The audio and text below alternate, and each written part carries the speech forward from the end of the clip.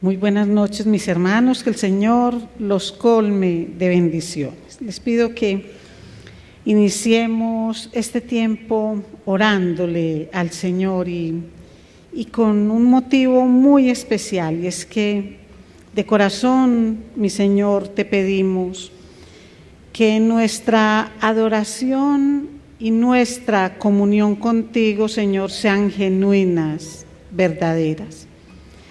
Que las manifestaciones públicas de espiritualidad, Señor, tengan coherencia, que correspondan con esa adoración que te hacemos en privado.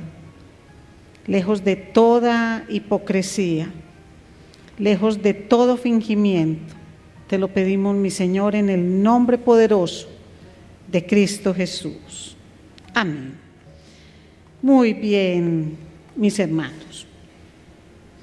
En Colombia hay una serie de programas que yo veo que gustan mucho, programas que por mis actividades en la congregación no veo y no sé si teniendo tiempo me gustarían mucho, y son estos programas de El Desafío. Yo veo que la gente a veces corre y dice, no, es que voy a ver El Desafío, o vuelvo y veo el capítulo, no tengo la más mínima idea acerca de cómo funciona, pero al leer la palabra del Señor esta noche, encuentro que en Marcos, ahí en el capítulo 11, lo que el Señor nos hace es un verdadero desafío. Y ese es el nombre que tenemos esta noche para este mensaje. ¿Y en qué consiste este desafío? En una auténtica y coherente vida espiritual. Ese es nuestro desafío, una auténtica y coherente vida espiritual. Vamos a leer entonces en tres partes, vamos a leer esta porción de Marcos. Marcos la trae en el capítulo 11, del versículo 12 al 26. Y a nosotros nos va a confrontar con verdades de la palabra del Señor. Y vamos a mirar esta enseñanza de una forma muy especial. Esta enseñanza es como un emparedado. ¿Y cómo es un emparedado? Y es una forma especial de leer la palabra, pero también de escribirla y de enseñarla. Ustedes saben que están las dos tajaditas de pan y en el centro la proteína, bueno, como todo aquello de lo que se vaya a hacer el emparedado. Igualito viene esta porción de la palabra. Entonces viene en tres partes y vamos a ver cómo utiliza tres cosas que de pronto como que no le vemos mucha coherencia, y es una enseñanza sobre la higuera, una enseñanza sobre el templo, y luego remata con una enseñanza sobre la oración. Entonces, generalmente, ¿qué se hace? Se leen y se predican cada partecita, pero cuando uno la lee completa, ahí es donde viene el desafío de cual les hablo, un desafío a tener una auténtica y coherente vida espiritual. Cada uno de estos episodios explica al otro. Entonces, ¿cómo lo vamos a ver? Higuera de primero, templo de segundo y explicación de la misma higuera, que el Señor lo une directamente con la oración, de tercero, pero entre ellos se explican. Vamos entonces a leer la palabra del Señor. Marcos 11, versículos 12 al 14. Al día siguiente, cuando salieron de Betania, Jesús tuvo hambre. Y viendo de lejos una higuera con hojas, fue a ver si quizá pudiera hallar algo en ella. Cuando llegó a ella, no encontró más que hojas, porque no era tiempo de higos. Y Jesús, hablando a la higuera, le dijo: nunca jamás coma nadie fruto de ti. Y sus discípulos le estaban escuchando. Entonces, Esto es lo que conocemos en algunas Biblias con el título de la maldición de la higuera. Y es el último milagro que hace el Señor Jesús antes de la resurrección. Y uno dice, pero un milagro maldiciendo, es que tiene todo un sentido que es como lo vamos a entender. Entonces, ¿de dónde viene Jesús? Cuando dice al día siguiente, recordemos que habíamos visto la entrada triunfal de Jesús en Jerusalén, ¿cierto? Cuando entró a Jerusalén, y luego que él fue vitoreado y llevado por toda la gente y le decían que bendito el que viene en el nombre del Señor, el hijo de David. ¿Él qué hizo? Él se fue al templo, miró y como era tardecito, se fue posiblemente, cuando estuvo en Betania, posiblemente en la casa de sus grandes amigos, Lázaro, Marta y María.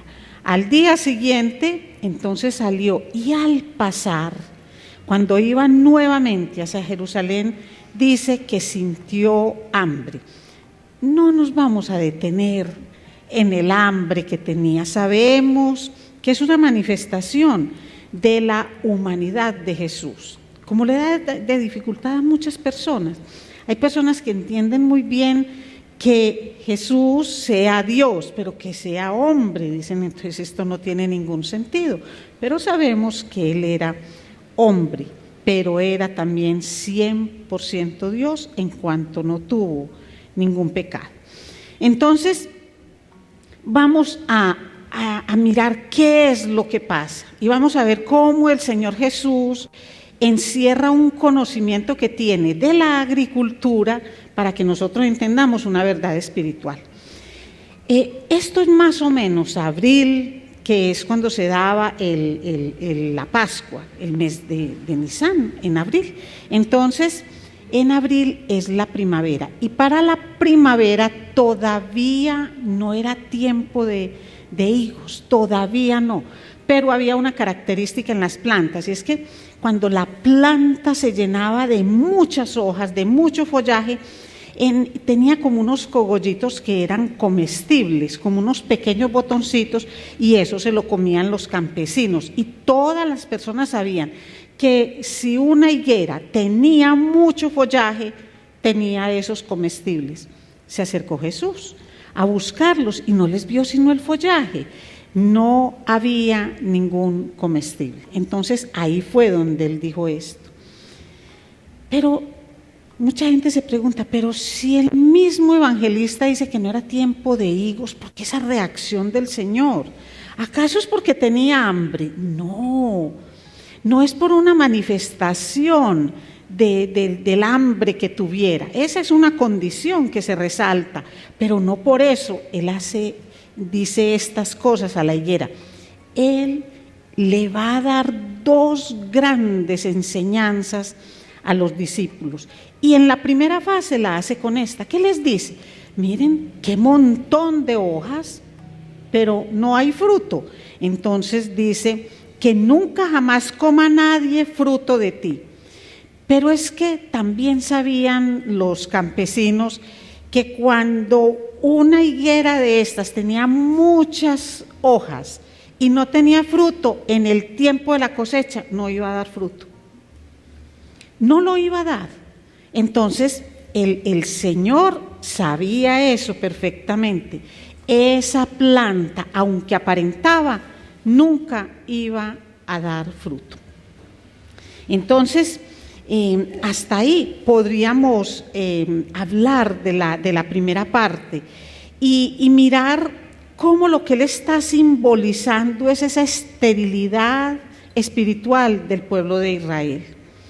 Cómo el pueblo de Israel, cuando tenía todo lo necesario para servirle a Dios de la manera que Dios mandaba, realmente no lo tenían. Es decir, todo era una apariencia externa de religión, pero era un engaño. No habían los frutos que producen la fe verdadera.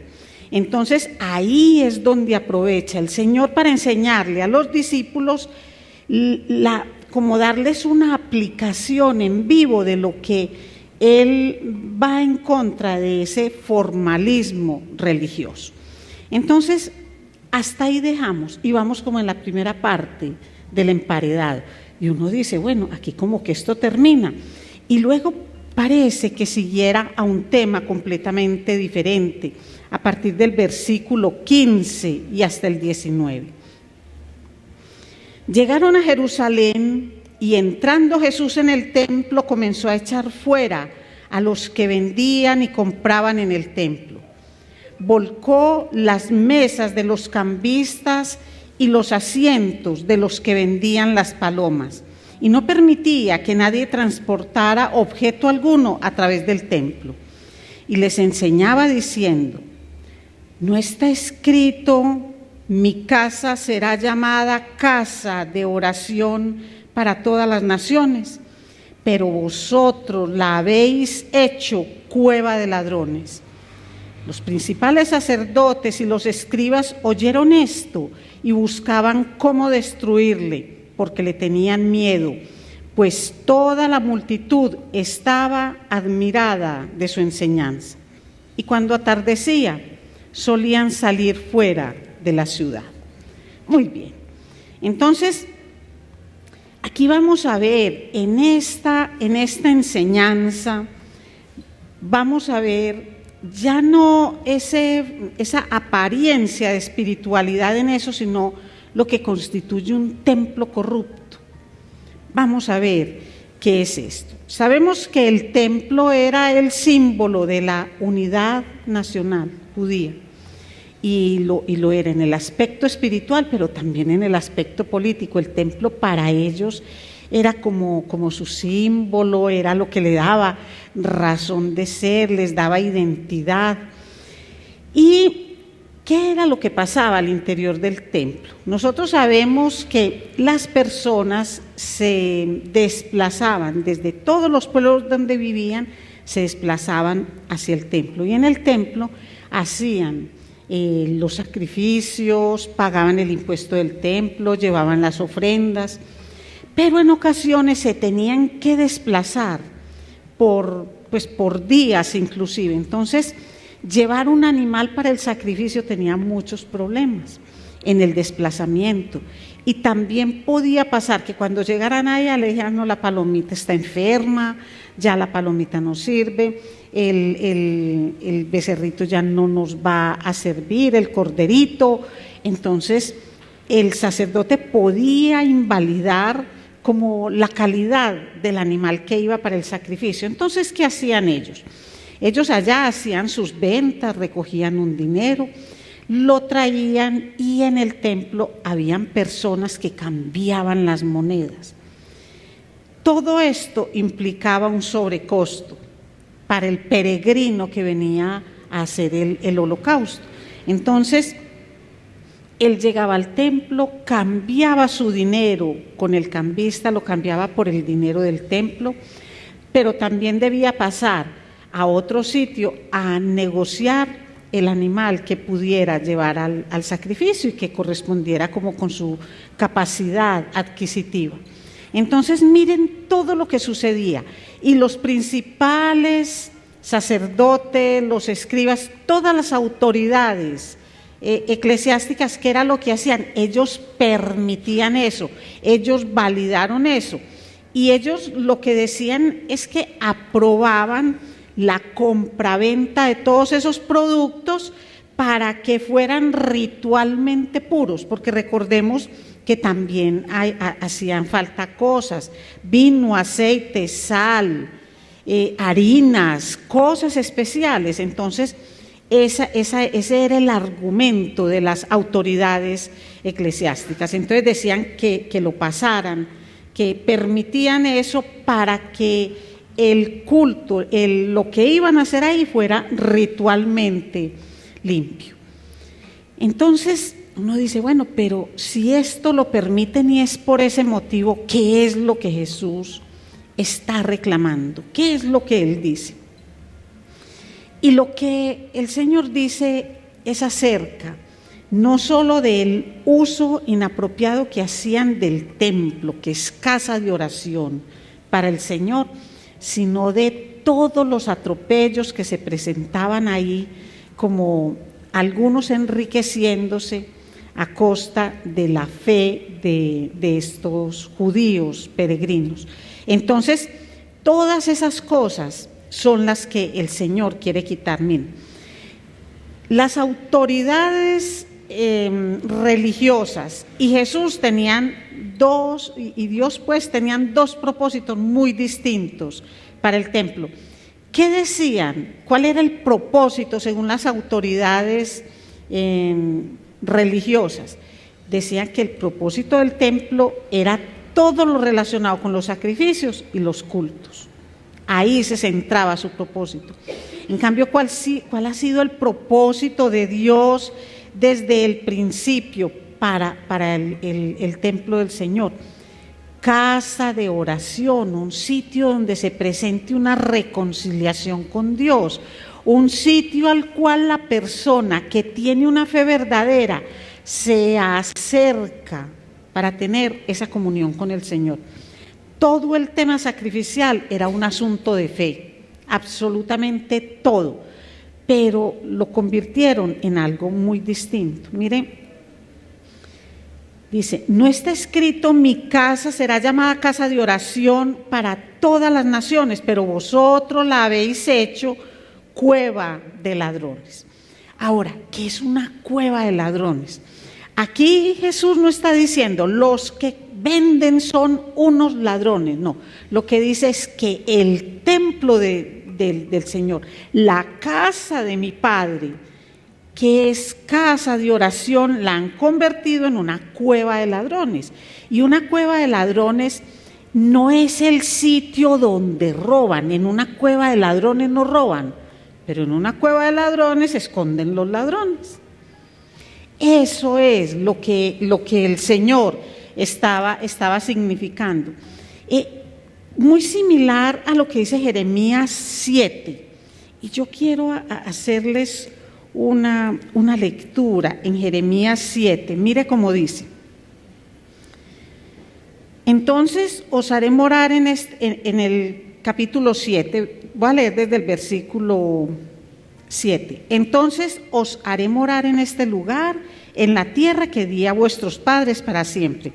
He aquí, vosotros confiáis en palabras engañosas que no aprovechan, para robar, matar, cometer adulterio, jurar falsamente, ofrecer sacrificios a Baal y andar en pos de otros dioses que no habíais conocido. Vendréis luego y os pondréis delante de mí en esta casa que es llamada por mi nombre y diréis: ya estamos salvos, para luego seguir haciendo todas estas abominaciones. Se ha convertido esta casa que es llamada por mi nombre en cueva de ladrones delante de vuestros ojos. He aquí, yo mismo lo he visto, declara el Señor. Miren que Jesús mismo está viendo eso, Dios mismo lo declara a través de Jeremías. ¿Y qué es lo que está diciendo? Mire, lo que está diciendo es que muchas personas, porque es que no es solamente estas autoridades religiosas, no es solamente la gente que iba allá, no es solamente el pueblo en el tiempo de Jeremías, sino que es que todo esto es para nosotros. Lo que está diciendo es: pero todo el tiempo roban, matan, adulteran, hacen cantidad de cosas y luego, ¿por qué entran al templo y dicen: no, yo ya estoy salvo, yo ya estoy bien? Es decir, entran a la casa de Dios, casa de oración y de reconciliación con el Señor, que entre otras, ¿cómo se hace una reconciliación con Dios? A través de un genuino arrepentimiento, y eso implica fe. Y eso implica darle a la oración el sentido real que tiene la oración, como ese agente de reconciliación con el Señor.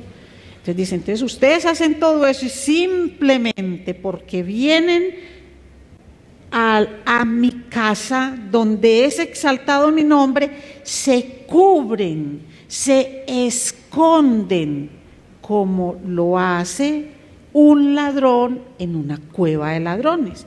¿Para qué se esconde un ladrón en una cueva de ladrones? Pues para que no lo vean mientras pasa el peligro, para que no tener como sanciones, no tener nada. Entonces, miren la implicación que esto tiene.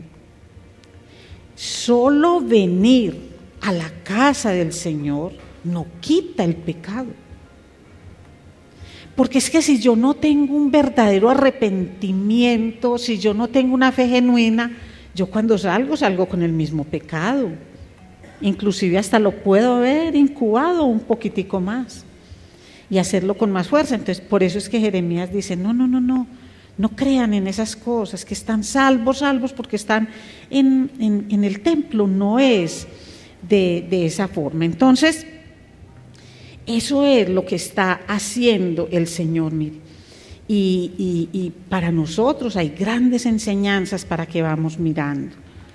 Con las hojas que no tienen fruto, muchas hojas, nada de fruto, o con utilizar todas aquellas cosas del Señor, todos esos medios de gracia que el Señor nos ha dado solamente para cubrirnos aparentemente, porque al salir volvemos a hacer lo mismo.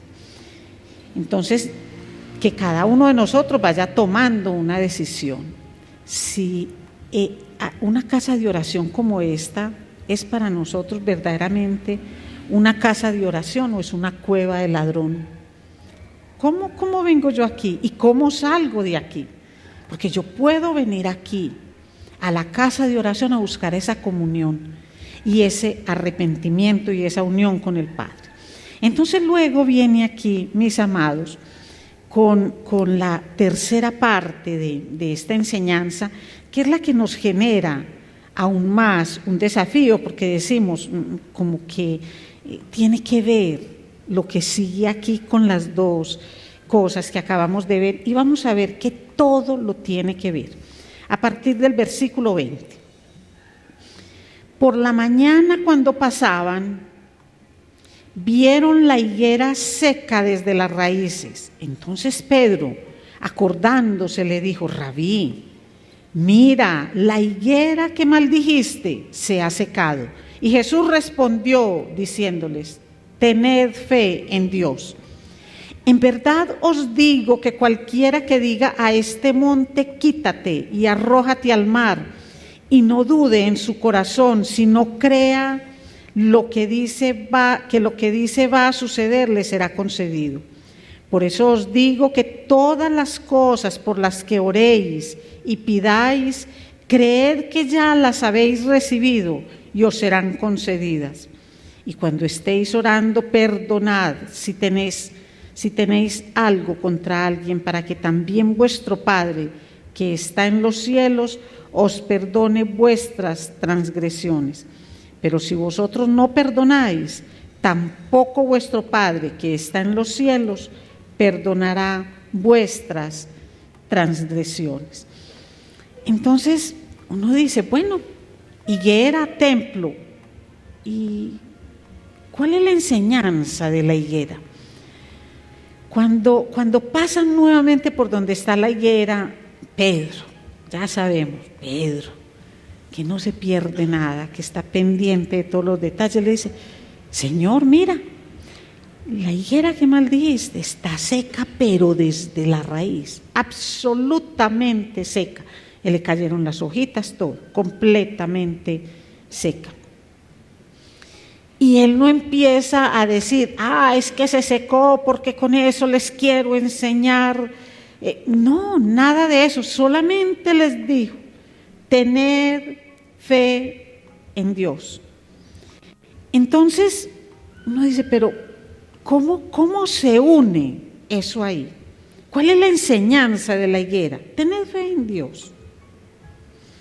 Recordemos que viene de enseñarnos, viene de hacernos como esa invitación, ese desafío a que tengamos una auténtica y coherente vida espiritual, hojas y fruto. Esa es la invitación. En el templo, no un templo corrupto, sino utilizado para aquello que Dios manda, donde realmente se le dé esa, pues que cumpla como con esa razón de ser, para lo cual fue hecho, para lo cual fue permitido por Dios, porque eso es una casa de oración, un sitio donde las personas lleguen a manifestar su fe y encuentren comunión con el Señor. Pero, ¿qué le va a pasar al pueblo de Israel? Todo esto de la higuera que se maldice, que se destruye, tiene que ver con un contexto de destrucción del pueblo de Israel. Del templo mismo, nosotros sabemos que en el año 70 ese templo fue destruido, conforme decía la profecía. Aún así el pueblo nunca hizo caso, pero el pueblo va a sufrir. Miren, los mismos discípulos van a sufrir. ¿Qué va a pasar con estos discípulos cuando ellos vean que el Mesías muere en la cruz? ¿Qué va a pasar con ellos cuando vean primero que lo apresan, lo insultan? Ellos huyen, ellos se protegen, ellos se cuidan, pero el pueblo todo va a sufrir y va a sufrir mucho. ¿Por qué? Porque no tienen una fe verdadera, porque esa fe no se manifiesta de la forma que es. Entonces empieza el Señor a decirles que con esa fe, cuando dice que le pueden decir a este monte que se eche al mar y lo hace, eso es una expresión metafórica de los rabinos. Cuando había algo muy complejo para solucionar, entonces habían rabinos y líderes espirituales que eran llamados quitamontañas. Pero no porque quitaran una montaña literalmente. De hecho, nosotros nunca vimos que Jesús moviera una montaña de un lado para el otro. No, antes, por el contrario, cuando los mismos fariseos y todo le pedían muestras de mucho poder, eso era algo como eso era lo que le pedían. No que salvara a alguien, no que le devolviera la vista a alguien, sino que hiciera algo tan extraordinario como llevar este monte de aquí para allá. Entonces, de lo que les está diciendo es que una fe verdadera en Dios logra lo que es imposible para otro. Es que humanamente pasar un monte de un lado al otro no es posible. Y eso es lo que él dice. Es en esos casos de problemas que son muy complejos. Y todo lo que pidiereis orando. Vea, estos son textos que normalmente utilizamos para nuestras necesidades. Pero cuando él dice todo lo que pidiereis orando, hay que respetar la soberana voluntad del Señor. ¿Y quién conoce exactamente lo que es la voluntad de Dios con respecto a alguien? No, nosotros conocemos a Dios a través de los textos. Lo conocemos a través de todas las escrituras, pero exactamente la voluntad de Él en algunas cosas no la conocemos. Por ejemplo, en temas de salud, nuestros o de una persona. Entonces, oramos con fe. Esta mañana yo escuchaba a los hermanos de la oración. Los mueve el amor y los mueve una fe genuina. Pero ellos también saben que descansan en la soberana voluntad del Señor. Y si esas peticiones tan hermosas que estaban haciendo no alcanzan a verlas cuando necesitan o quieren verlas, no van a ser quebrantados en su fe, porque tienen una fe firme. Pero miren esto. ¿Qué hace luego el Señor? Dice: y cuando estéis orando, perdonad si tenéis algo contra alguien, para que también vuestro Padre que está en los cielos os perdone vuestras transgresiones.